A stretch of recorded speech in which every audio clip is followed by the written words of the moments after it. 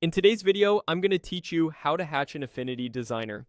By the end, you'll know exactly how to add a clean, adjustable hatch fill to any shape for that classic engraved or technical illustration look. Start by opening the Affinity Designer app on your computer. Once your workspace is up and your document is ready, we'll jump straight in. On the left side of the screen, you'll see the toolbar. Click the Shape tool there.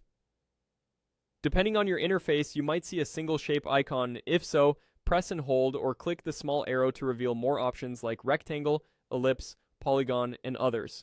Choose the shape you want. After selecting it, move to your canvas and draw the shape by clicking and dragging. If you want a perfectly proportioned circle or square, hold Shift as you drag. If you need a precise size later, that's fine too. Shapes remain editable, and you can adjust them as you go. Now look to the top left of the interface and click the color control. This is where you manage how the shape is filled. Make sure you're editing the fill rather than the stroke so the pattern appears inside the shape. You'll see options for solid colors, gradients, and pattern style fills. Select the hatch pattern from this area.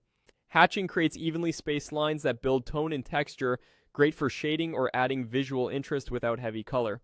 Once the hatch is applied, you can adjust it to match your design. Use the available controls to fine-tune the look.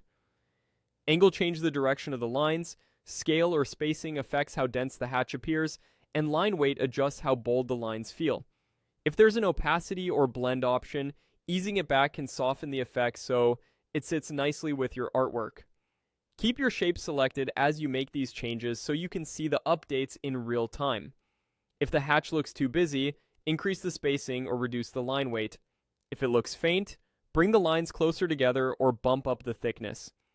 A small angle change can also help avoid moire patterns when the hatch overlaps other elements. And remember, because your shape and fill are vector-based, you can resize without losing crispness. That's all there is to it.